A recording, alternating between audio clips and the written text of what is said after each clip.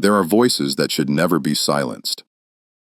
In the autumn of 1873, residents of a small township near the Hudson River Valley began noticing something peculiar. The grand estate of Baron Heinrich von Strauss, a wealthy Austrian immigrant who had purchased the old veneer mansion 3 years prior, had become eerily quiet. No more evening gatherings, no more carriages arriving for elaborate dinners.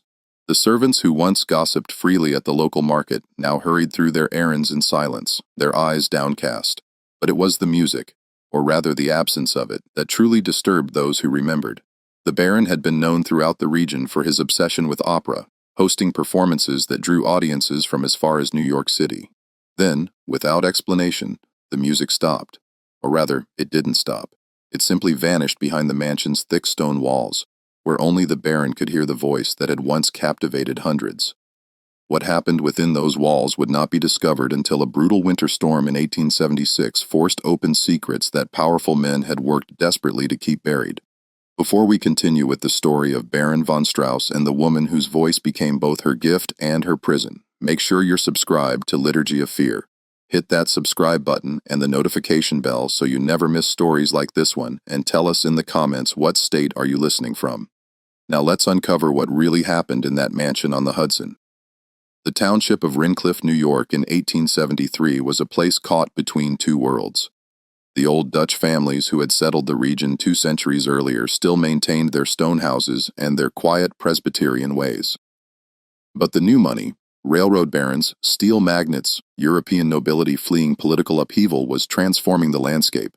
Grand estates sprouted along the river like mushrooms after rain, each more ostentatious than the last. The Vandermeer mansion had stood empty for nearly a decade after old Cornelius Veneer died without heirs in 1863. Its Gothic revival architecture and sprawling grounds a reminder of faded glory. The house itself was a monument to an earlier era of wealth with its pointed arches, elaborate stonework, and a tower that rose above the treeing like a warning finger pointed at the sky. When Baron Heinrich von Strauss purchased the property in 1870 for the substantial sum of $45,000, the locals were cautiously optimistic. The Baron, a man in his late 50s with silver hair swept back from a high forehead and a meticulously groomed beard that reached nearly to his chest, claimed to be minor Austrian nobility who had made his fortune in the timber trade throughout the forests of Bohemia and Moravia. He spoke English with a thick accent that some found charming and others found effective, rolling his R's and emphasizing unexpected syllables in a way that made even simple statements sound portentous. He was generous with the local tradesmen, paying his bills promptly and in gold coin rather than the banknotes that many distrusted in those uncertain post-war years.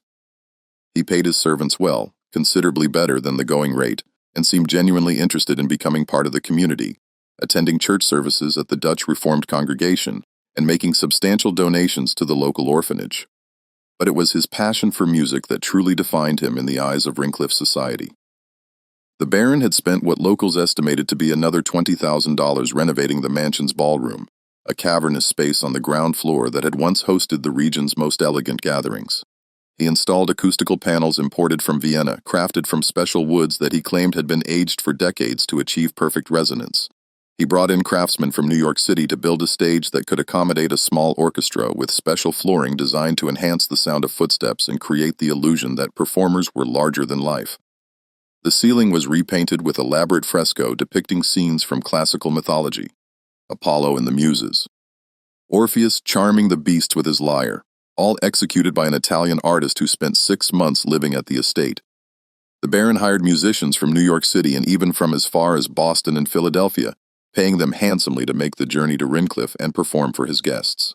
He hosted monthly performances that became the social event of the season, sending out engraved invitations on heavy cream-colored paper embossed with his family crest, a somewhat suspicious detail, as some of the older families quietly noted that the crest bore no resemblance to any known Austrian noble house. But such concerns were easily overlooked when one received an invitation to hear a string quartet from the New York Philharmonic or a pianist who had studied under Franz Liszt himself. Families would travel for hours to attend these performances dressed in their finest clothes, the women in silk gowns with bustles and the men in formal evening wear. They would arrive in carriages that lined the long drive leading up to the mansion, their horses stamping and snorting in the cool evening air. The Baron himself would greet each guest personally at the door, bowing over the ladies' hands with old-world courtesy and engaging the gentlemen in conversation about politics, business, and the arts. He was an excellent host, attentive without being obsequious, knowledgeable without being pedantic.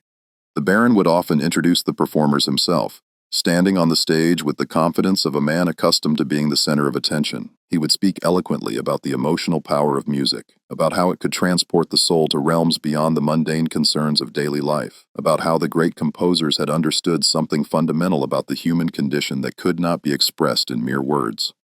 His eyes would shine with an intensity that some found inspiring and others found unsettling, a fervor that seemed almost religious in its devotion.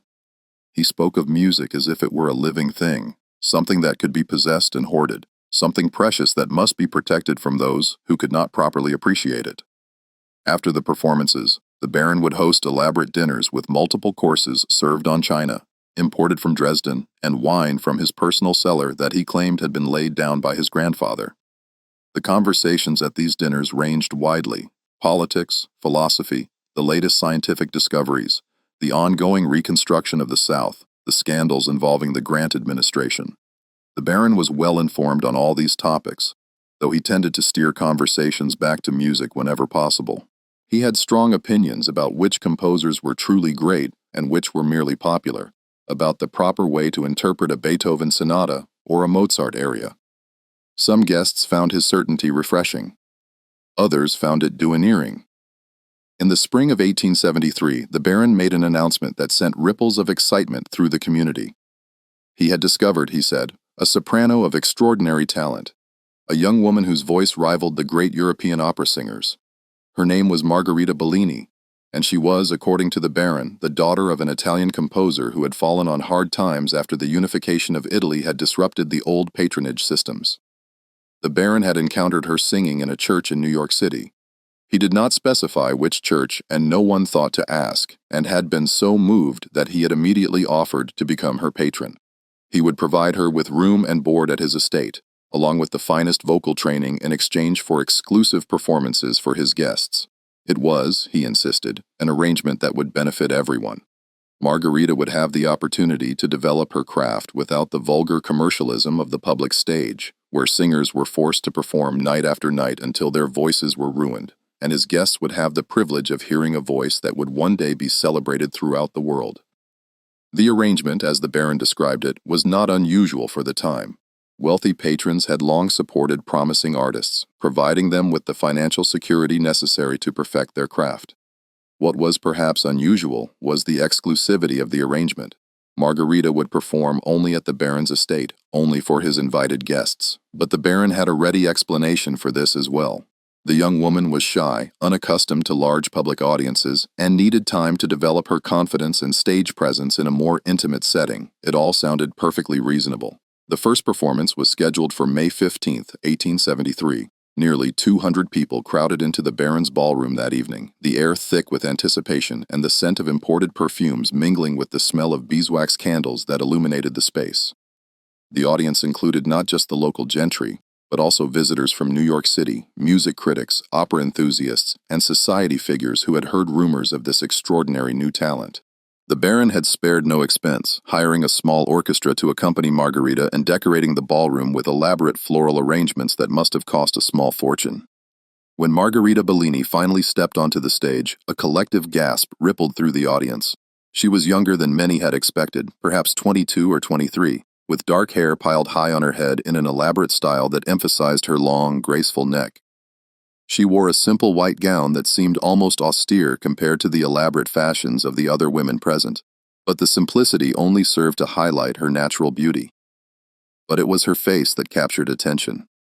Pale as alabaster with high cheekbones that caught the candlelight, a full mouth that seemed made for singing, and large dark eyes that seemed to hold both sadness and defiance. There was something haunting about her appearance, something that suggested depths of emotion that most people spent their lives trying to conceal. Then she began to sing. The aria was from Verdi's La Traviata Sere Libra, the famous Colorura showcase that concludes the first act. And from the first note, it was clear that the Baron had not exaggerated. Margarita's voice was extraordinary, rich and powerful in the lower register, yet capable of the most delicate pianissimo passages in the upper range. It soared through the ballroom with a purity that seemed almost otherworldly. Each phrase perfectly shaped, each ornament executed with precision and taste. The colorura passages, those rapid runs and trills that separate great sopranos from merely good ones, were flawless.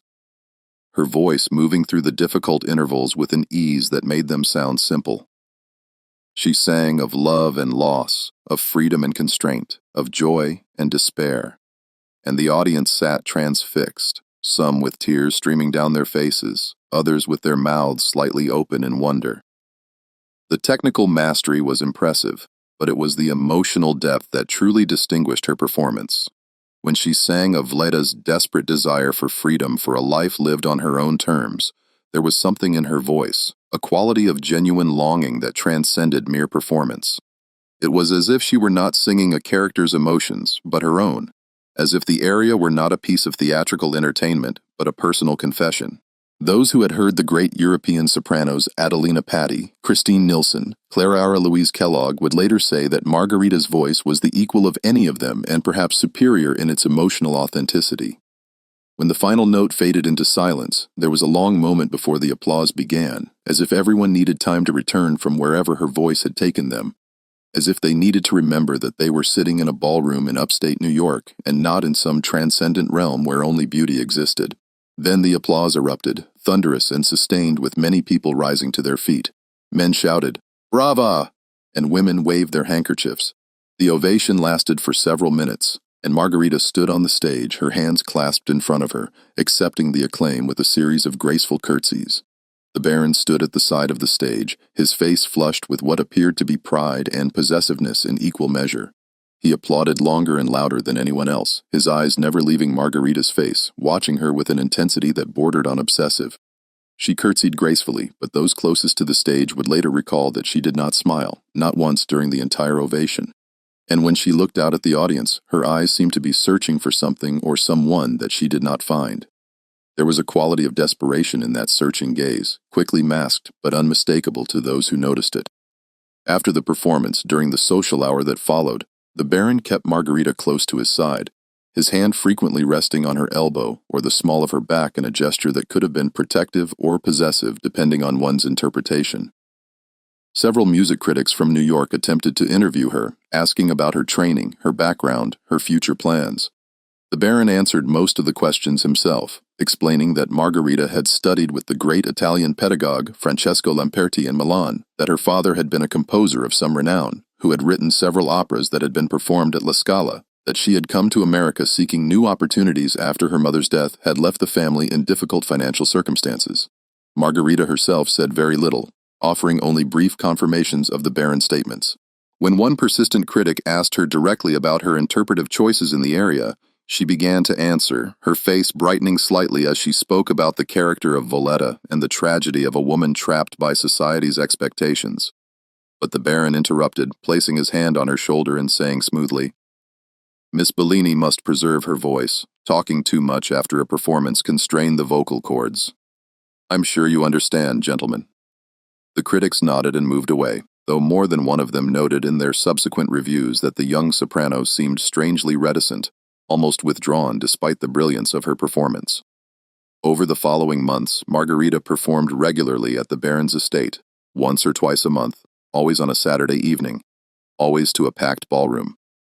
Each performance was more spectacular than the last, with the Baron continually expanding the repertoire and hiring larger orchestras to accompany her.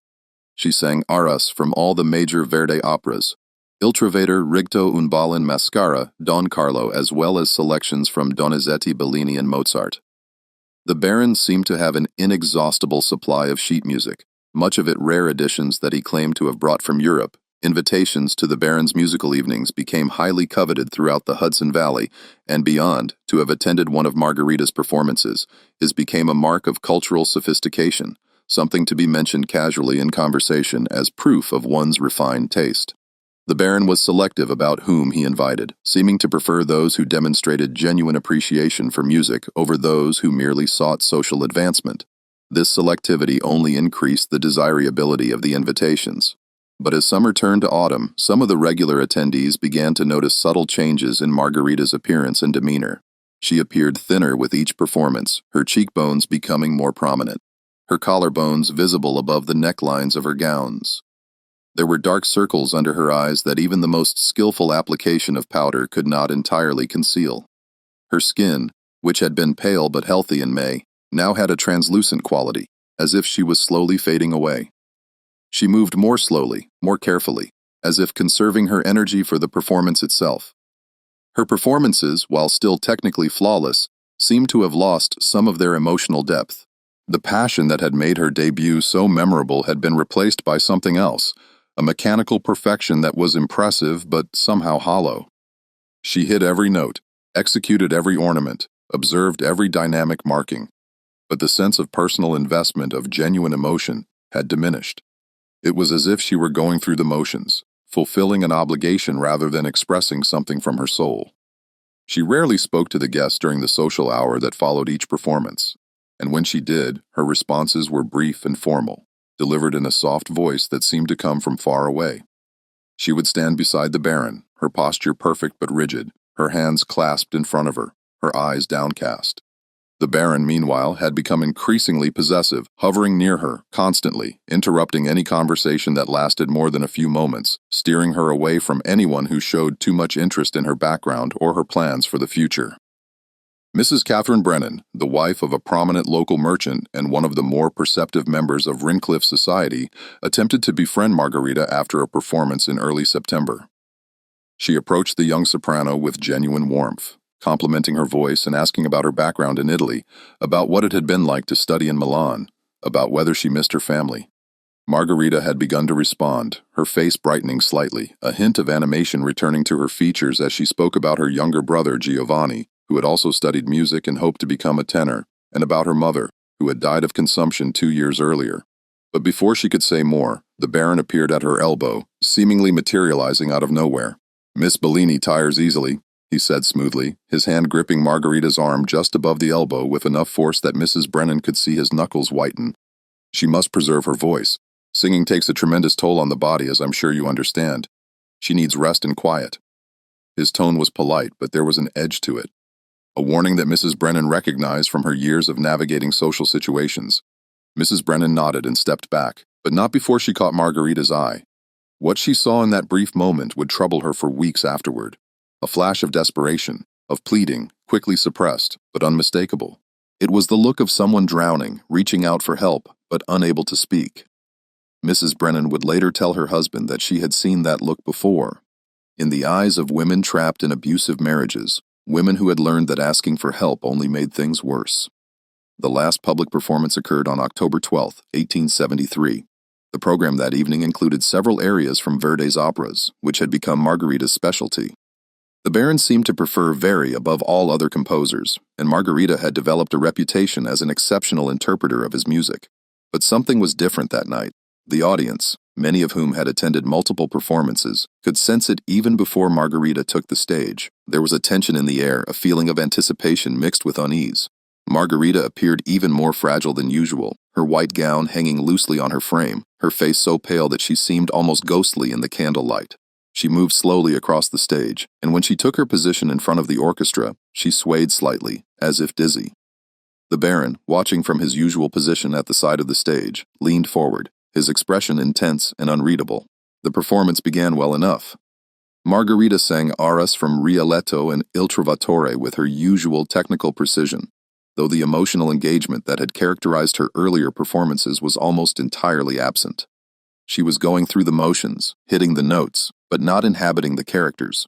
The audience applauded politely, but there was a sense of disappointment, a feeling that something essential was missing. The final aria of the evening was Addio del Passato from La Traviata, a song of farewell and resignation in which the dying Viola reflects on her past and prepares for death. It is one of the most emotionally demanding arias in the soprano repertoire, requiring not just technical skill, but deep emotional vulnerability. As Margarita began to sing, something changed. The mechanical perfection fell away, and suddenly she was singing with all the passion and desperation that had been missing from the rest of the performance. It was as if she were not singing about Voleta's death, but about her own, as if she were saying goodbye to something precious that she knew she would never have again. The audience sat transfixed, many of them moved to tears by the raw emotion in her voice. But then, on a high note near the end of the aria, her voice broke. It was barely perceptible, a momentary crack in an otherwise perfect performance, a slight wavering of pitch that lasted perhaps half a second. Most of the audience didn't even notice it, but the Baron heard it. Those seated near him saw his face darken, saw his hands clench into fists, saw a muscle in his jaw begin to twitch. His eyes fixed on Margarita burned with an intensity that several people would later describe as frightening. It was not anger exactly, or at least not only anger. It was something more complex. Disappointment, possessiveness, a sense of betrayal, all mixed together into an expression that suggested violence barely held in check. When the performance ended and the guests began to depart, several people noticed that the Baron did not accompany them to the door as was his custom. Instead, he remained in the ballroom with Margarita, and as the last carriage pulled away from the estate, those inside heard something that made them exchange uneasy glances. The sound of raised voices, one male and one female, coming from the mansion's upper floors.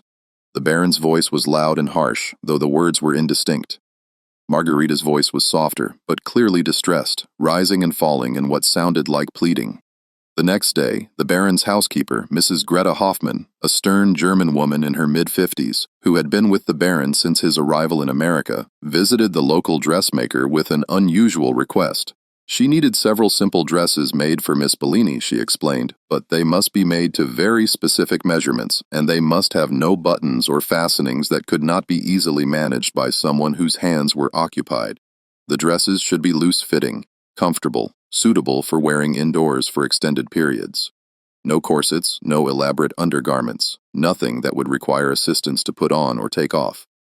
The dressmaker, Mrs. Sarah Whitlock, a widow who supported herself and her two daughters through her sewing, found the request odd but not alarming enough to refuse the business.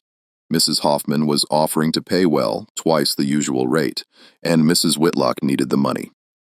It was only later, when she reflected on the measurements Mrs. Hoffmann had provided, that she realized they suggested someone who had lost a considerable amount of weight in a very short time. The snort's waist measurement in particular was alarmingly small, barely 20 in, the size of a young girl rather than a grown woman. After that October performance, the musical evenings at the Baron's estate simply ceased. No announcement was made, no explanation offered.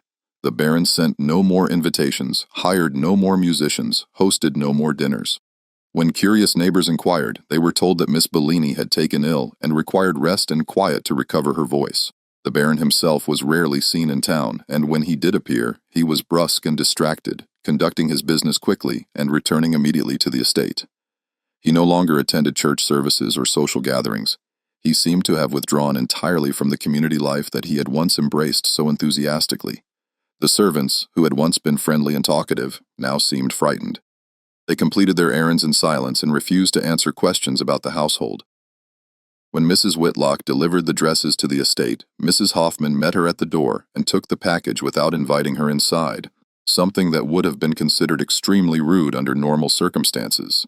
The housekeeper's face was drawn and tired, and there were dark circles under her eyes that suggested she was not sleeping well. She paid Mrs. Whitlock in cash, counting out the bills with shaking hands, and closed the door without a word of thanks or farewell. Weeks turned into months.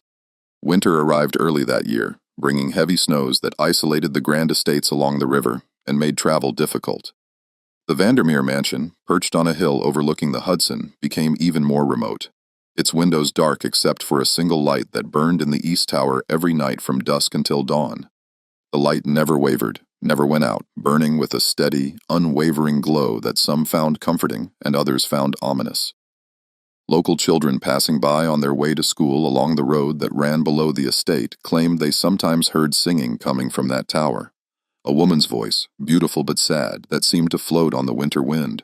They said the voice would sing the same phrases over and over as if practicing, or perhaps as if trapped in some kind of loop, unable to move forward. Their parents dismissed these stories as imagination, the kind of fanciful tales that children tell to make their walks to school more interesting. But some of the adults who lived closest to the estate admitted in quiet conversations over tea or whiskey that they too had heard something. Music that seemed to come and go like a ghost, never quite loud enough to identify but unmistakably present.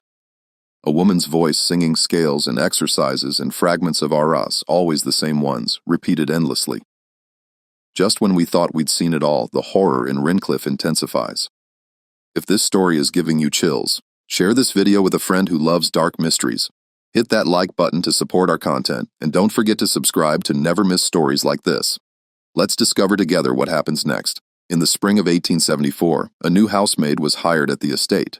Her name was Emma Kowalski, the daughter of Polish immigrants who had settled in the area to work on the railroad that was slowly extending its reach through the Hudson Valley. Emma was 17, strong from years of helping her mother with laundry and housework, and desperately needed the wages to help support her family. Her father had been injured in a railroad accident the previous year and could no longer work full-time, and her mother took in washing to make ends meet. The position at the Baron's estate, which paid $3 a week, plus room and board, was a godsend for the family. Mrs. Hoffman hired her to help with the heavy cleaning and laundry, warning her sternly during the interview that she was to work only on the ground floor and in the servants' quarters. Under no circumstances was she to venture to the upper floors or to the East Tower. The Baron, Mrs. Hoffman explained in her heavily accented English, valued his privacy absolutely, and any servant who violated this rule would be dismissed immediately without references. A threat that carried real weight in a time when a bad reference could make it impossible to find employment. Emma was a curious girl by nature, the kind of person who always wanted to know what was behind closed doors and around corners. But she was also practical and understood the precariousness of her family's situation. She needed this position, so she obeyed the rules scrupulously, keeping her eyes down and her questions to herself. She worked hard, scrubbing floors and washing windows and beating carpets until her arms ached. The work was exhausting, but it was no worse than what she had done at home, and the pay was better than anything else she could have found. But she could not help noticing certain things. 3 times a day, Mrs. Hoffman would prepare a tray of food and carry it upstairs herself, refusing any offer of help, even when the tray was heavy with dishes and covered serving plates. The trays that came back down were often barely touched, the food cold and congealed, as if whoever was eating it had no appetite, or perhaps was being forced to eat against their will. Emma also noticed that Mrs. Hoffman made frequent trips to the estate's small pharmacy, a locked cabinet in the butler's pantry, returning with bottles of laudanum and other medicines whose labels Emma could not read. And late at night, when Emma was supposed to be asleep in her small room off the kitchen, she would sometimes hear music, a woman singing scales and exercises, the same phrases repeated over and over, as if someone were practicing or perhaps being forced to practice. The voice was beautiful, but somehow wrong, mechanical and lifeless, lacking the warmth and emotion that should characterize singing. It reminded Emma of the music boxes she had seen in shop windows, pretty but artificial, a simulation of life rather than life itself. One afternoon in June, while Mrs. Hoffman was in town purchasing supplies, Emma was cleaning the main hallway when she heard a sound that made her freeze. A woman's voice, not singing, but speaking, calling out in Italian. The voice came from somewhere above, muffled by walls and distance, but unmistakably desperate. Emma stood paralyzed, her heart pounding, the dustcloth forgotten in her hand. She knew she should ignore it, should continue with her work, should pretend she had heard nothing. But something in that voice, a quality of hopelessness that transcended language, compelled her to act. She climbed the main staircase, her footsteps silent on the thick carpet that ran down the center of the stairs. The upper hallway was dim, lit only by the afternoon sun, filtering through heavy velvet drapes that had been drawn across the windows. The air smelled of dust and something else, something medicinal and slightly sweet that Emma could not identify. She followed the sound to a door at the end of the corridor, a heavy oak door with elaborate carving and an ornate brass lock that looked new, its metal still bright and unscratched. She pressed her ear against the door and heard the voice more clearly now, speaking rapidly in Italian, words Emma could not understand, but whose meaning was clear, a plea for help, a desperate cry from someone in distress. The voice would speak for a few moments, then pause, then speak again, as if the speaker were gathering courage or perhaps waiting for a response that never came. Emma tried the handle, locked. She knocked softly and whispered in English, "Hello, are you all right?" The voice inside stopped abruptly. There was a long silence during which Emma could hear her own heart beating and the distant sound of a clock ticking somewhere in the house. Then a response came in accented but clear English. "Who is there?" "Please, you must help me. I am locked in. I cannot." The voice broke off suddenly, and Emma heard another sound. Heavy footsteps on the stairs behind her, climbing rapidly, the tread of someone large and angry. She turned to find the Baron standing at the top of the staircase, his face dark with fury. He was breathing heavily, as if he had been running, and his eyes were wild, almost manic. In that moment, Emma understood that she had made a terrible mistake, that she had crossed a line from which there was no return. "What are you doing here?" His voice was low and dangerous, barely above a whisper, which somehow made it more frightening than if he had shouted. Emma stammered an excuse. She had heard a noise. She thought perhaps a window had broken. She was only trying to help, but the Baron was not listening. He advanced toward her, and Emma saw something in his eyes that terrified her more than his anger, a cold calculation, as if he were weighing options, considering solutions to a problem she represented. She could see him deciding what to do with her, see him considering possibilities that made her blood run cold. "You will leave this house immediately," he said, his voice still low, but now carrying an edge of absolute command. "You will collect your things, and you will go, and you will tell no one what you heard here. If you speak of this to anyone at all, I will ensure that your father loses his position with the railroad. I have connections, girl. I know people in the railroad company, people who owe me favors. I can make certain that your entire family is blacklisted from employment throughout the region. Your father will never work again. Your family will starve. Do you understand me?"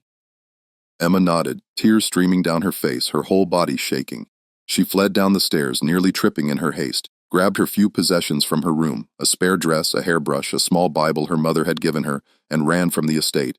She did not stop running until she reached her family's small house 2 mi away, her lungs burning and her legs aching. When her mother asked what had happened, why she was home in the middle of the day, why she was crying, Emma said only that the position had not suited her, that she had not been able to do the work to Mrs. Hoffman's satisfaction. She was too frightened to say more.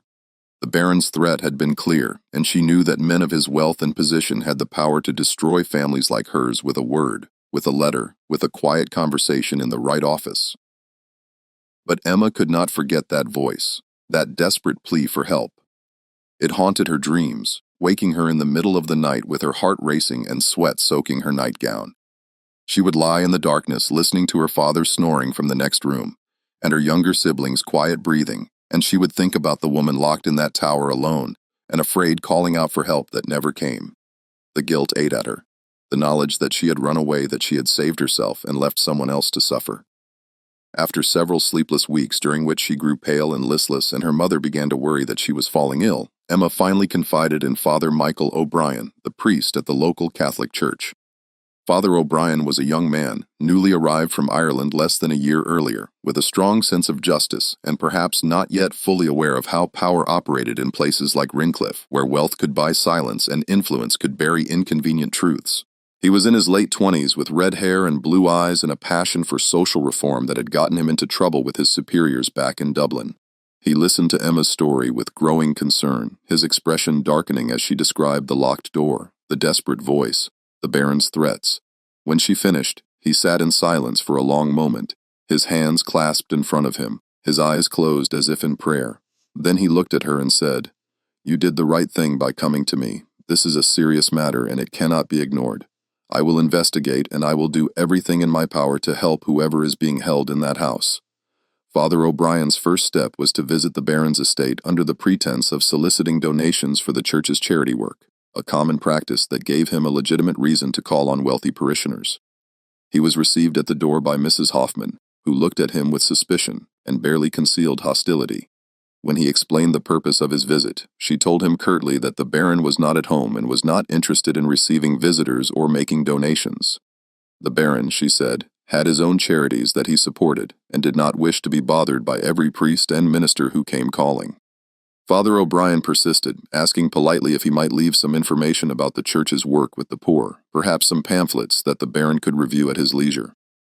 Mrs. Hoffman reluctantly agreed to take the materials, though it was clear she had no intention of actually giving them to the Baron. As Father O'Brien handed her the pamphlets, he mentioned casually that he had heard of Miss Bellini's beautiful voice and hoped she might be willing to perform at a church benefit concert that was being planned for the autumn. The church had a fine organ and excellent acoustics, he said, and it would be a wonderful opportunity for the community to hear such a talented singer in a sacred setting. Mrs. Hoffman's expression hardened, her jaw tightened, and her eyes narrowed.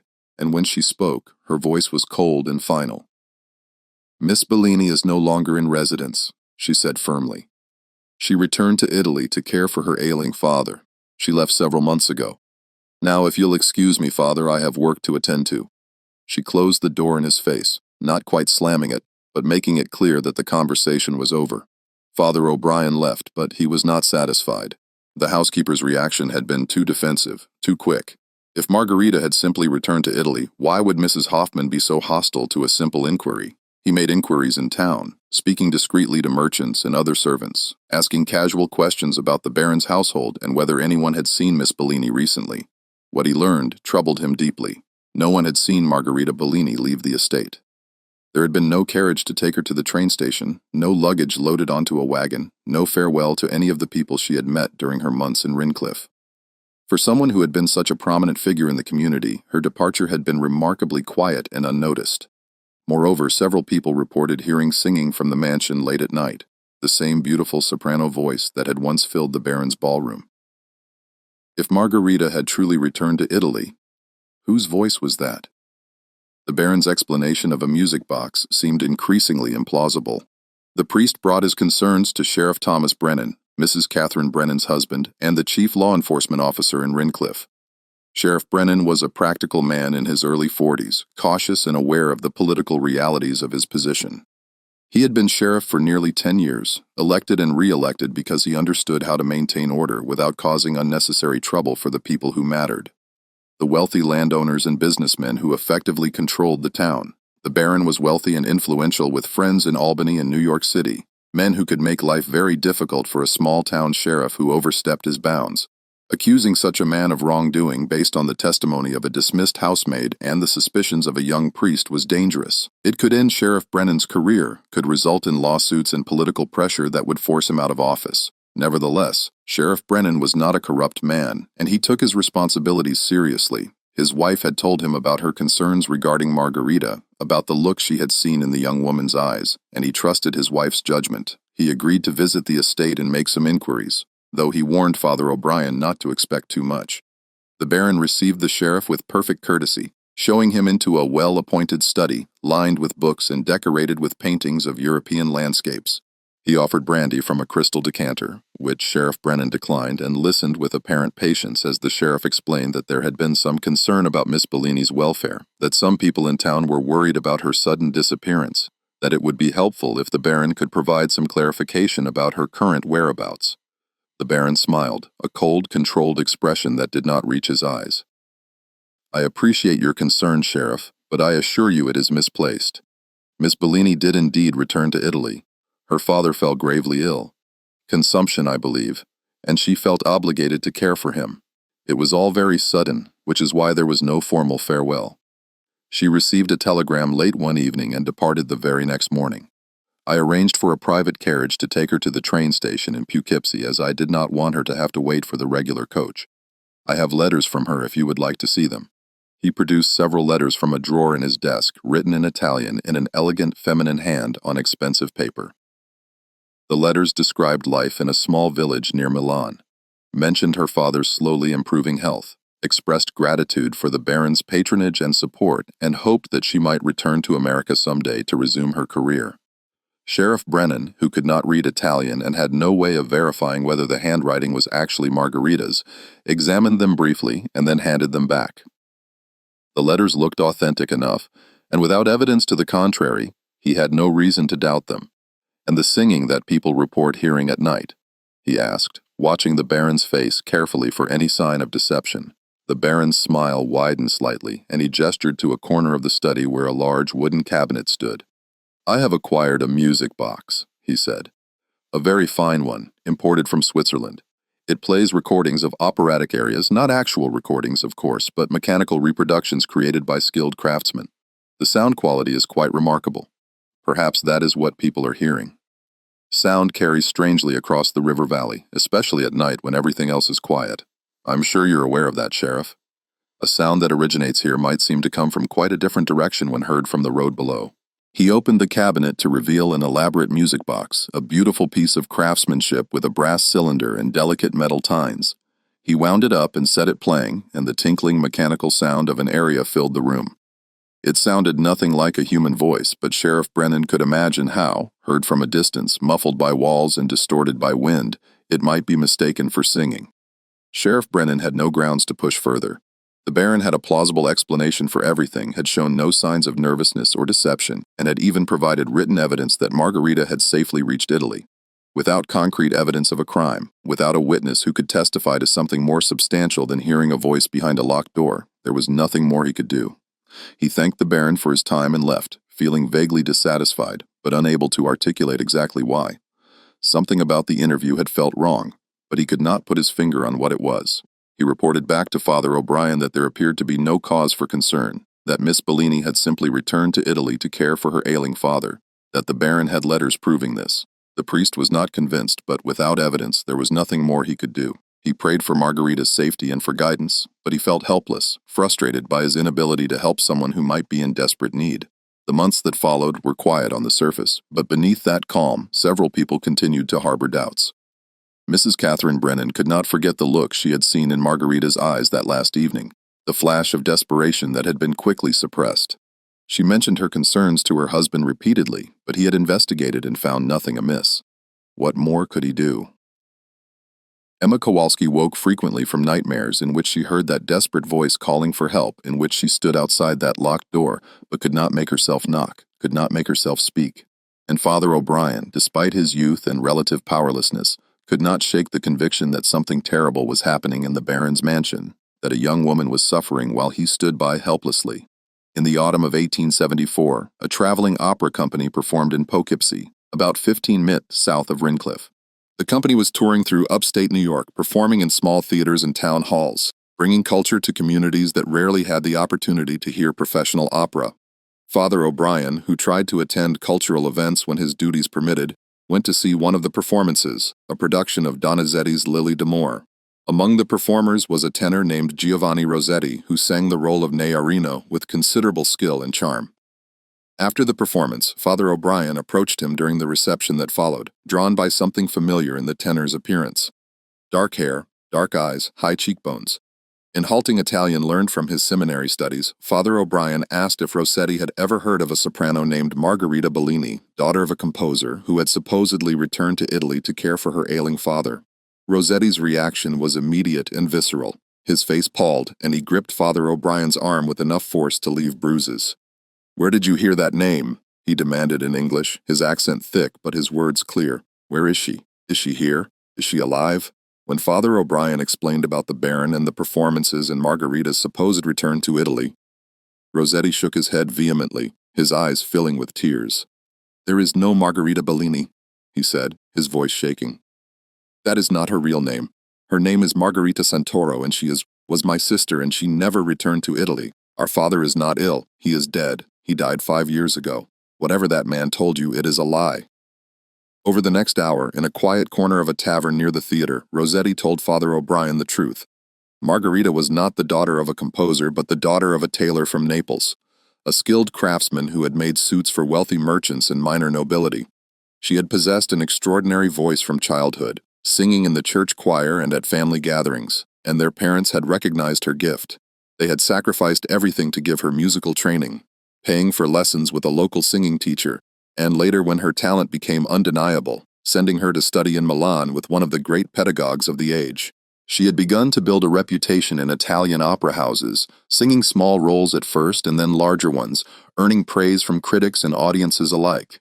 She had been on the verge of a major breakthrough, about to be offered a contract at La Scala, when she met Baron Heinrich von Strauss, who was traveling through Italy in the spring of 1872.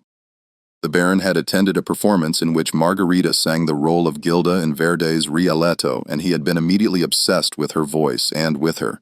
He had come backstage after the performance and introduced himself, presenting his card and expressing his admiration in flowery language. Over the following weeks, he had attended every performance in which she sang, sending flowers to her dressing room and invitations to dinner. He had been charming and attentive, if somewhat intense, and Margarita had been flattered by the attention of a wealthy nobleman. When he offered her a contract to perform in America, promising fame and fortune and the opportunity to sing for audiences who had never heard anything like her voice, she had been tempted, Her family had been hesitant. There was something about the Baron that made them uneasy, though they could not articulate exactly what it was. But the money he offered was extraordinary, more than Margarita could earn in 5 years of singing in Italian opera houses, and the opportunity to perform in America seemed like the chance of a lifetime. After much discussion and prayer, they had agreed. Margarita had sailed to America in early 1873, accompanied by the Baron. For the first few months, she had written regularly to her family, describing the performances and the beautiful estate and the enthusiastic audiences. Her letters had been cheerful and optimistic, full of plans for the future, but then gradually the tone had changed. The letters became shorter, less frequent, more guarded. She mentioned that the Baron was very demanding, that he insisted on being present for all her practice sessions, that he had strong opinions about how she should interpret various roles. She wrote that she felt isolated, that she missed her family and her friends, that she was homesick for Italy. The last letter they received in October 1873 had troubled the family deeply. Margarita wrote that she was well but tired, that the Baron was becoming increasingly controlling, that she was not allowed to leave the estate without his permission. She mentioned that he had become angry when she suggested performing in New York City for a wider audience, that he had told her that her voice was too precious to be wasted on the masses, that only a select few were worthy of hearing her sing. The letter ended with a sentence that had haunted Giovanni ever since. Sometimes I feel that my voice is no longer my own, that it belongs to him, and I am merely the instrument through which it must pass. I am afraid, Giovanni. I do not know what to do. After that letter, there had been silence. The family had written repeatedly, but received no response. They had sent telegrams, but these too went unanswered. Finally, in desperation, Giovanni had borrowed money from relatives and friends, had sold his few possessions, and had booked passage to America, determined to find his sister and bring her home. He had arrived in New York City 3 months earlier and had been searching for her ever since, performing with traveling opera companies to earn money while making inquiries at every theater and opera house, showing Margarita's photograph to anyone who might have seen her. He had finally traced her to Rincliffe, but when he arrived in the town and began asking questions, he had been told that she had returned to Italy, which he knew to be a lie, because she had never arrived home, because their family had heard nothing from her in more than a year. He had been trying to figure out what to do, how to get access to the Baron's estate, how to find proof that his sister was being held against her will when Father O'Brien had approached him. Father O'Brien felt a chill run down his spine as he listened to Giovanni's story. Everything suddenly made sense. The locked door, the desperate voice, the Baron's possessiveness, the implausible story about Margarita's return to Italy. He told Giovanni everything he knew: Emma's testimony, the locked door, the desperate voice, the Baron's threats, the letters supposedly from Margarita that were almost certainly forgeries. Giovanni listened with growing horror and rage, his hands clenching into fists, his face flushing red. "We must go to the authorities," he said. "We must make them search the house. We must get her out of there." But Father O'Brien knew it would not be that simple. Sheriff Brennan had already investigated and found nothing amiss. The Baron had letters that appeared to be from Margarita, written in Italian in a feminine hand. Without concrete evidence of a crime, without Margarita herself testifying that she was being held against her will, no judge would issue a warrant to search the home of a wealthy and influential man based on the word of a foreign tenor and a dismissed housemaid. They needed proof, something undeniable that would force the authorities to act. Giovanni had an idea. If Margarita was indeed being held in the mansion, if she was still alive, then perhaps she could be reached. He proposed that he and Father O'Brien approach the estate at night when the Baron might be less vigilant, and try to make contact with whoever was in that locked room. It was dangerous and possibly illegal, trespassing at the very least, and perhaps breaking and entering if they tried to force their way in. But Father O'Brien, after a night of prayer and soul-searching, agreed. Some sins, he believed, were too great to ignore, even if exposing them required bending certain rules. The commandment against bearing false witness was important. But surely the commandment against allowing evil to flourish was more important still. On a moonless night in late October 1874, exactly 1 year after Margarita's last public performance, Giovanni and Father O'Brien made their way through the woods that bordered the Baron's estate. The night was cold and damp with a mist rising from the river that made visibility poor and turned every tree into a ghostly shape. They moved slowly and carefully, trying to avoid stepping on branches that might crack and give away their presence. The mansion loomed against the dark sky, most of its windows black, but the light in the east tower burned as always, a steady beacon that seemed to mock their efforts at stealth. They circled the building, looking for a way to approach that tower without being seen from the main house. The grounds were extensive, with formal gardens and stands of trees that provided some cover, but the tower itself stood somewhat apart from the main structure, connected by a covered walkway. The tower had a single window about 20 feet above the ground, too high to reach without a ladder. But there was a large oak tree growing nearby, its branches extending toward the tower, and Giovanni thought that if he could climb the tree, he might be able to get close enough to the window to see inside and perhaps make contact with whoever was there. Father O'Brien kept watch below while Giovanni climbed the tree.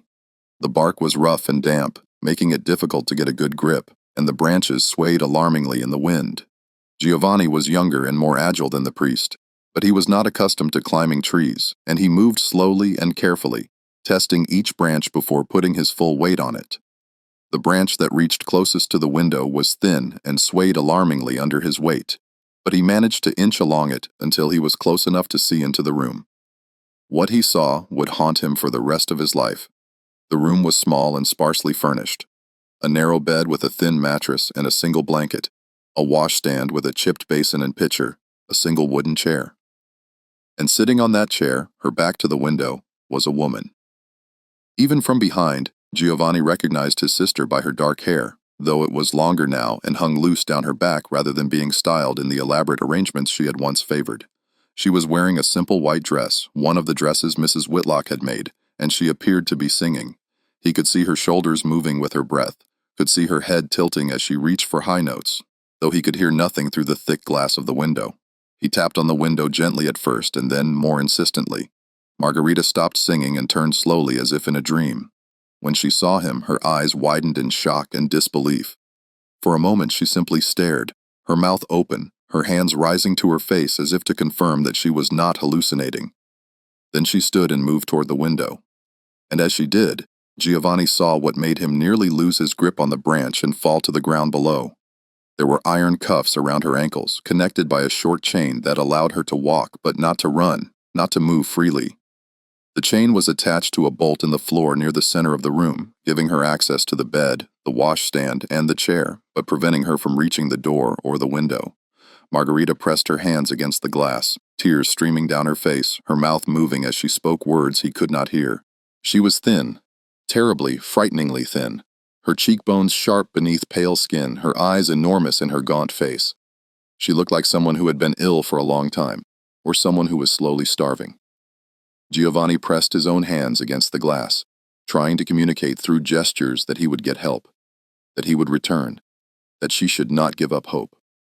Margarita shook her head violently and pointed downward toward the door of her room. She was trying to tell him something urgent, her gestures becoming more frantic. She pointed to the door, then to herself, then made a gesture of someone turning a key in a lock. She was trying to warn him that someone was coming, that he needed to leave, that he was in danger. Then he heard it, the sound of a door opening below, footsteps on stairs, heavy and deliberate. Someone was coming to the tower. Margarita's face filled with terror. She gestured desperately for Giovanni to leave, to hide, her hands waving him away. Even as tears continued to stream down her face, he hesitated, torn between the desire to break through the window and rescue her immediately, and the knowledge that doing so would likely get them both killed. The footsteps were getting closer, climbing the spiral staircase that led to the tower room. Giovanni retreated along the branch, moving as quickly as he dared, and dropped to the ground beside Father O'Brien. They ran into the woods and did not stop until they were well away from the estate, their hearts pounding, their breath coming in gasps. When they finally paused to rest, leaning against trees and trying to catch their breath, Giovanni told the priest what he had seen. The chains, the terror in his sister's eyes, the way she had been singing even though she was alone. Or perhaps not alone. Perhaps the Baron had been there, just out of sight, forcing her to perform for him and him alone. Now they had their evidence. Now they could go to the authorities and demand action. But when they returned to town the next morning and reported what they had seen to Sheriff Brennan, they encountered an unexpected obstacle. The sheriff believed them. He could see the genuine horror and desperation in their faces, could hear the ring of truth in their voices, but he explained that the legal situation was complicated. The Baron could claim that Margarita was staying with him voluntarily, that the chains were for her own protection because she was mentally unstable and had attempted to harm herself. He could produce doctors who would testify to her instability, could argue that he was acting as her guardian and protector, without Margarita herself testifying that she was being held against her will, without her standing before a judge and saying, "I am a prisoner. I am being held against my will. I want to leave." It would be difficult to prove kidnapping. Moreover, the Baron had powerful friends who could make life very difficult for a small-town sheriff who harassed a prominent citizen without ironclad evidence. There could be lawsuits, complaints to the governor, political pressure that could end Sheriff Brennan's career. "What I need," Sheriff Brennan said slowly, choosing his words carefully, "is for Miss Santoro to be seen by multiple witnesses in a condition that makes her captivity undeniable. Or, I need the Baron to make a mistake, to do something so egregious that even his powerful friends cannot protect him. I need something that will stand up in court, something that a judge cannot dismiss or explain away." Giovanni was furious. His face flushed red and he slammed his fist on the sheriff's desk. "So, we do nothing. We leave my sister in chains while we wait for this monster to make a mistake. She could die in there. She is starving. Did you not hear what I said about how thin she is?" "No," Sheriff Brennan said firmly. "We do not do nothing. We watch, we wait, and we prepare. I will deputize some men I trust. We will keep the estate under surveillance. We will document everything we see and hear. And the very moment we have legal grounds to act, we will. But if we move too soon, if we act without proper legal authority, the Baron will walk free and your sister will be lost forever. Do you understand?" It was not the immediate rescue Giovanni had hoped for, but it was something. Over the following weeks, a careful watch was maintained on the Baron's estate. Several men, including Giovanni and Father O'Brien, took turns observing the mansion from the woods, noting the Baron's movements, the comings and goings of servants, any detail that might prove useful. They kept written records of everything they observed, noting dates and times and specific details that might be needed in court. What they observed confirmed their worst fears. The Baron rarely left the estate, and when he did, it was only for brief trips to town for supplies or to meet with his lawyer or banker. Every evening, like clockwork, he would climb the stairs to the East Tower at precisely 8 o'clock and remain there for hours, sometimes until well past midnight. Sometimes on still nights when the wind was right, the watchers could hear music, a woman's voice singing arias and scales, the same phrases repeated endlessly. It sounded less like practice and more like a ritual, or perhaps a compulsion, as if the Baron were forcing Margarita to sing the same pieces over and over until they achieved some standard of perfection that existed only in his mind. Mrs. Hoffman, the housekeeper, made daily trips to the tower with food and other supplies. The other servants, a cook, a gardener, and a man who served as both butler and handyman, were never allowed near it. On one occasion, one of the watchers saw Mrs. Hoffman emerged from the tower carrying a bundle of soiled linens, which she burned in the estate's incinerator, rather than sending them to be laundered. This suggested that the Baron was taking extreme measures to ensure that no evidence of Margarita's presence left the estate, that no one outside the household would have any proof that she was there. Winter came early again that year, bringing snow and bitter cold that made the surveillance more difficult. The watchers had to contend with freezing temperatures and limited visibility, and there were nights when it was simply too dangerous to maintain the vigil. Giovanni grew increasingly desperate and frustrated. His sister was suffering, possibly dying, and they were powerless to help her. He began to talk about taking more direct action, breaking into the mansion, confronting the Baron, forcing a rescue, even if it meant risking arrest, or worse. He was willing to die, he said, if it meant saving his sister. Father O'Brien and Sheriff Brennan counseled old patients, but even they were beginning to doubt their strategy. The Baron seemed untouchable, protected by wealth and influence and the thick walls of his mansion, and as the winter deepened, they all feared the same thing, that they were running out of time, that Margarita might not survive until spring, that they would find her too late. The break they needed came from an unexpected source. In January 1875, a new doctor arrived in Rincliffe. His name was Dr. Samuel Hartwell, and he had recently completed his medical training in Boston, where he had studied under some of the most progressive physicians in the country. He was young, barely 30, idealistic, and not yet worn down by the compromises and moral ambiguities that often came with practicing medicine in a small town where the wealthy expected their secrets to be kept and their indiscretions overlooked. Dr. Hartwell was called to the Baron's estate in late January to treat Mrs. Hoffman, who had developed a severe respiratory infection that had left her bedridden with a high fever and a cough that produced blood-tinged sputum.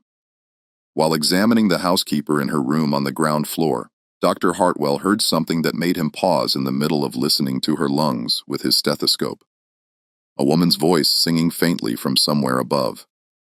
The voice was beautiful but somehow wrong, mechanical and lifeless, singing the same phrase over and over. Ser libera Deo, always free must I be. The irony of which was not lost on the doctor once he understood the situation. He asked Mrs. Hoffman about it, and she explained, as the Baron had explained to others, that it was a music box, a mechanical device that the Baron enjoyed listening to. But Dr. Hartwell had studied music as well as medicine. He played the violin and had performed in amateur orchestras during his years at university, and he knew the difference between a mechanical reproduction and a human voice. What he heard was unmistakably human and unmistakably distressed. The voice would sing a phrase, then stop abruptly, then begin again, as if the singer were being interrupted or corrected, as if someone were standing over her, demanding perfection and punishing mistakes. There was something profoundly wrong about it, something that made the doctor's skin crawl, and his medical instincts scream that someone was in distress, that someone needed help. After treating Mrs. Hoffman and leaving her with instructions and medicine, Dr. Hartwell mentioned his concerns to Sheriff Brennan, who immediately brought him into the circle of those who knew the truth about Margarita. Dr. Hartwell was shocked and outraged. As a physician, he understood that Margarita's physical and mental health were likely in grave danger after more than a year of captivity. Prolonged isolation, inadequate nutrition, and psychological abuse could cause permanent damage, could kill her, even if the Baron never laid a violent hand on her. He offered to help in any way he could, and Sheriff Brennan had an idea. If Dr. Hartwell, as a licensed physician, could examine Margarita and document evidence of abuse or unlawful imprisonment that would provide the legal grounds needed for an arrest and a thorough search of the estate. The challenge was getting access to Margarita. The Baron would never voluntarily allow a doctor to examine her, would never admit that she was even there. They devised a plan. Dr. Hartwell would return to the estate, ostensibly to check on Mrs. Hoffman's recovery, but would bring with him a legal document, a public health order hastily drafted by Judge William Hicks, a sympathetic magistrate who had been quietly horrified by the stories he had heard about the Baron. The order required that all residents of the estate be examined for signs of the respiratory infection, which could potentially spread to the wider community if not properly contained.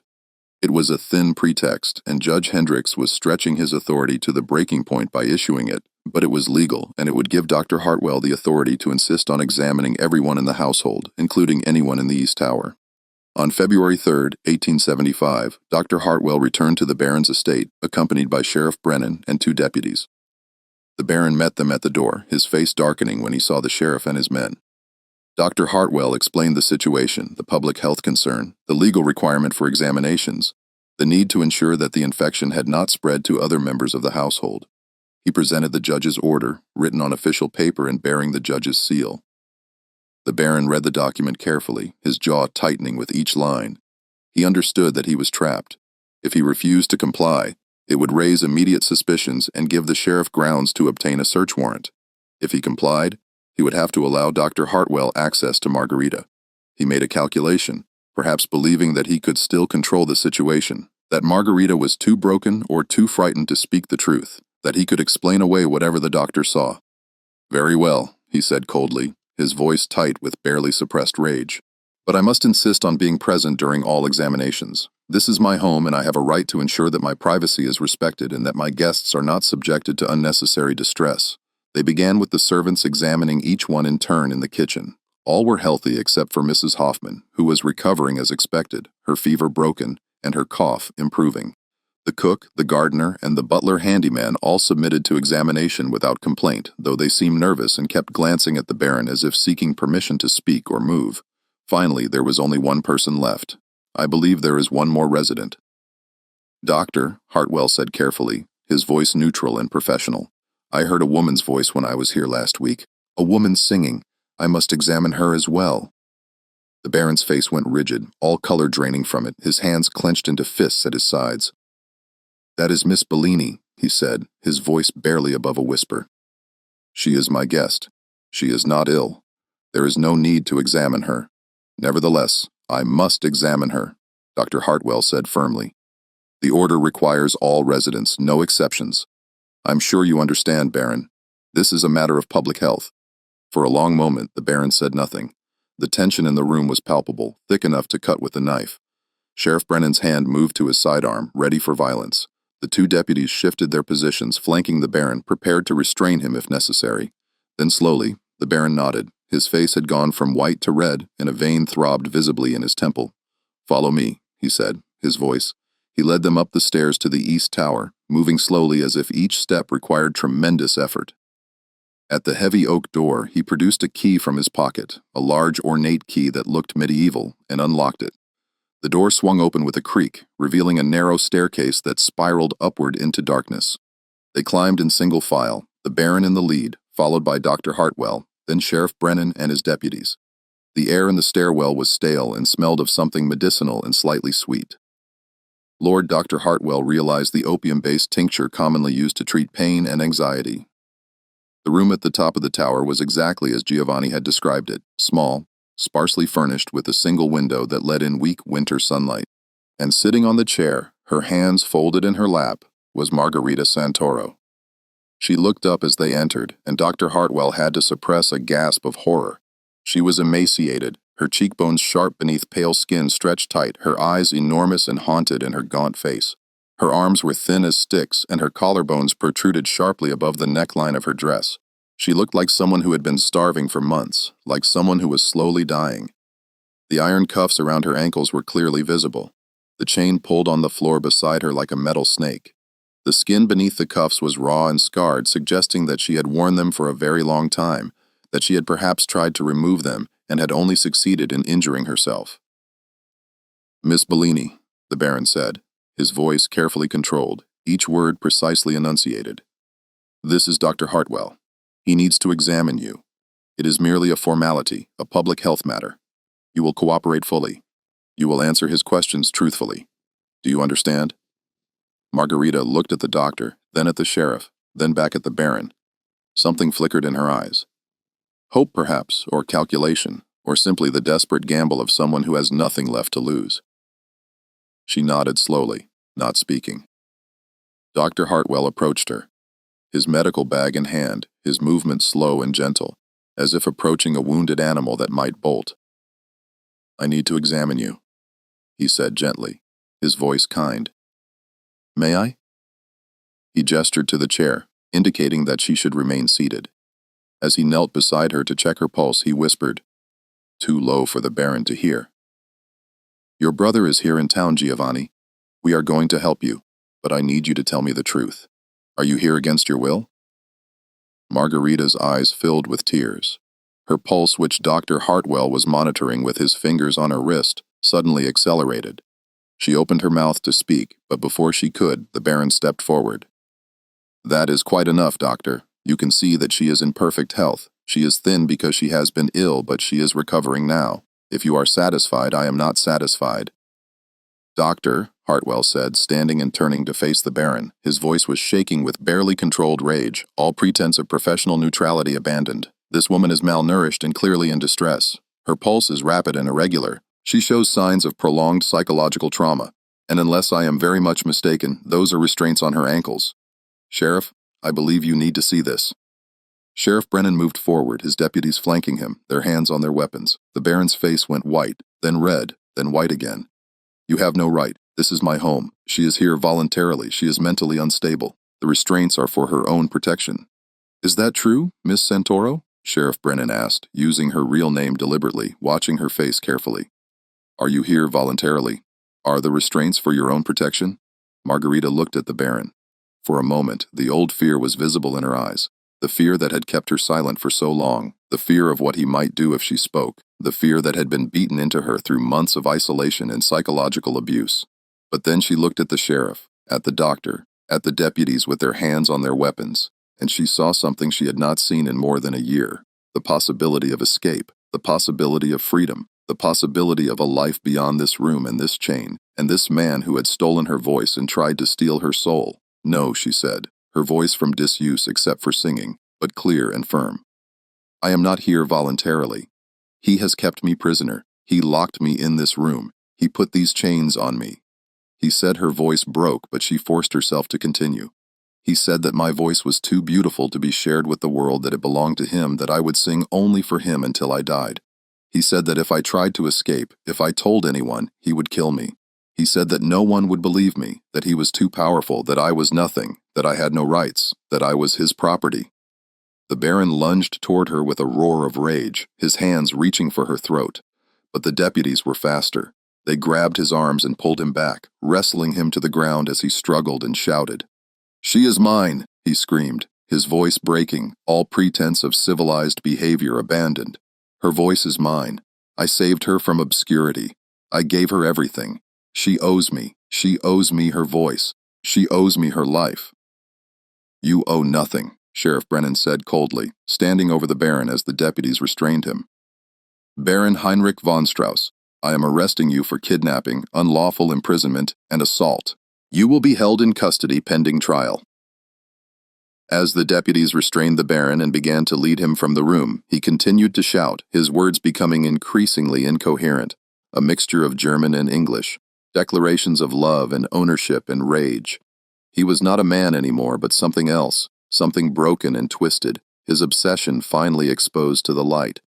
Dr. Hartwell knelt beside Margarita and examined the cuffs around her ankles. They had been locked on for so long that the skin beneath them was raw and scarred, infected in places. He would need tools to remove them safely, and he would need to treat the infections before they spread. "Can you walk?" he asked gently. Margarita nodded. "He would let me walk around the room," she said, her voice barely above a whisper.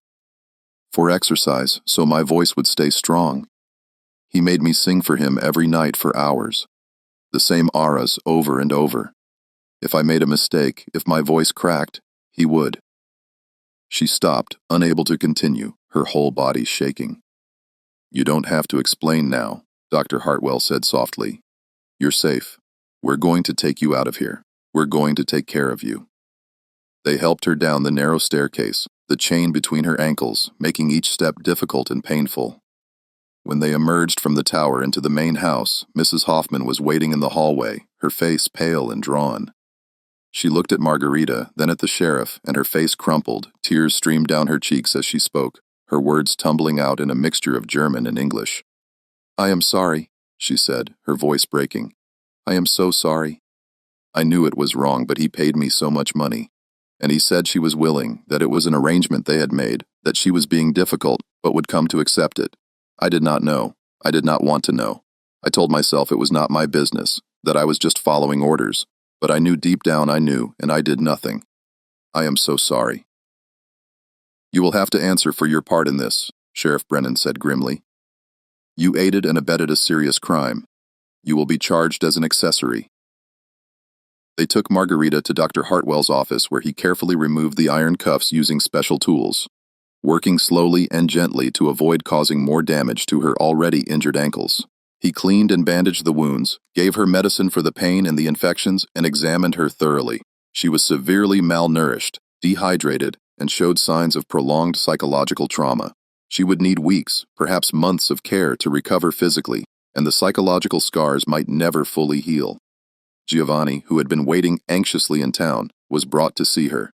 The reunion between brother and sister was emotional and private, but those who saw them emerge from the doctor's office later said that Margarita looked more alive than she had in months, despite her physical condition. She clung to her brother, sobbing, and he held her, whispering reassurances in Italian, promising that he would never let anyone hurt her again, that he would take her home, that she would be safe. The Baron was held in the town's small jail while formal charges were prepared. He refused to speak to anyone except to repeat over and over that Margarita belonged to him, that her voice was his, that they had no right to take her away.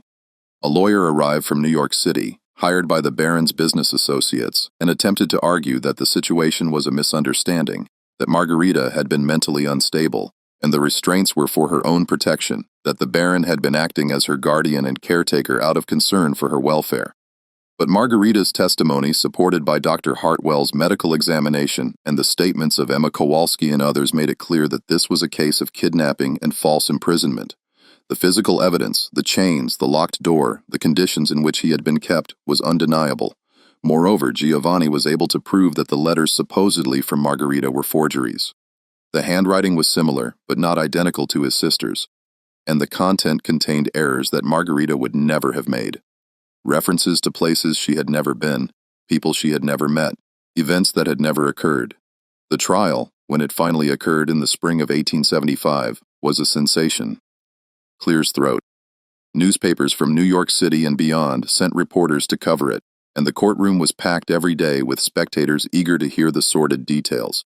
The story had everything that appealed to the public imagination: a beautiful singer, a wealthy villain, a dramatic rescue, themes of obsession and possession, and the abuse of power. The details that emerged during the trial were shocking even to those who thought they knew the full story. The Baron, it was revealed, had become obsessed with Margarita's voice after hearing her perform in Naples. He had attended every performance, had followed her from city to city, had collected programs and reviews and anything else related to her. He had convinced himself that he alone truly understood and appreciated her talent, that other audiences were unworthy of hearing her sing, that her voice was too precious to be wasted on the masses. He had convinced her to come to America with promises of fame and fortune, but from the beginning his intentions had been possessive rather than professional. He had wanted her voice for himself alone, had been jealous of every person who heard her sing, had resented sharing her talent with audiences. The public performances at his estate had been a compromise, a way of showing off his possession while still maintaining control. After the last public performance in October 1873, when her voice had cracked on that high note, he had flown into a rage. He had accused her of not taking her training seriously, of wasting her gift, of being ungrateful for everything he had done for her. He had locked her in the tower room, initially as punishment, but then the arrangement had become permanent.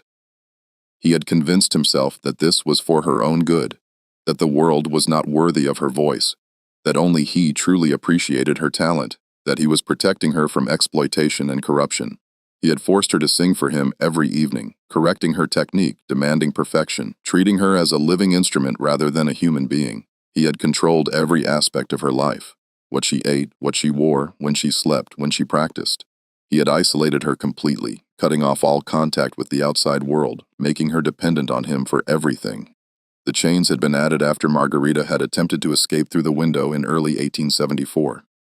She had nearly succeeded in climbing down using bedsheets tied together, but the Baron had discovered her halfway down and had pulled her back up. After that, he had installed the restraints to prevent any future attempts. He had told her that if she tried to escape again, he would kill her, and she had believed him. Mrs. Hoffman testified reluctantly, admitting her role in the crime. She had brought food and supplies to the tower, had maintained the fiction that Margarita had returned to Italy, had helped the Baron forge the letters supposedly from Margarita. She had done all this in exchange for generous payment and the Baron's assurance that the arrangement was consensual, that Margarita was being difficult, but would eventually accept the situation. She claimed that she had not known the full extent of the Baron's abuse, but it was clear that she had chosen not to ask too many questions, had chosen to believe what was convenient rather than what was true. The jury deliberated for less than 2 hours before returning a guilty verdict on all charges. The Baron was sentenced to 20 years in prison, a harsh sentence for the time reflecting the jury's horror at what he had done. His estate was seized to pay restitution to Margarita and to cover the costs of the trial. Mrs. Hoffman was sentenced to 3 years for her role in the crime, a relatively light sentence given her cooperation and her testimony against the Baron. Margarita remained in Rincliffe for several months, recovering her health under Dr. Hartwell's care. Giovanni stayed with her, renting a small room above a shop in town and taking whatever work he could find to support them both. Slowly, with time and support and proper nutrition, she began to heal. The physical scars faded, though the ones on her ankles would remain for the rest of her life, a permanent reminder of her ordeal. The psychological scars took longer. For weeks she could not bring herself to sing. The act that had once brought her joy had become associated with captivity and fear and abuse. The thought of opening her mouth and producing sound made her feel physically ill. But Father O'Brien, who visited her regularly, encouraged her gently. "Your voice is yours," he told her. "It was always yours. He tried to steal it, but he failed. Don't let him take it from you now. Don't let him win." In June 1875, Margarita sang in public for the first time since her rescue. It was a small gathering at Father O'Brien's church, just a few dozen people who had supported her during her ordeal: the sheriff and his wife, Dr. Hartwell, Emma Kowalski and her family, Judge Hriss, and others who had helped in various ways. She sang Ave Maria, her voice tentative at first,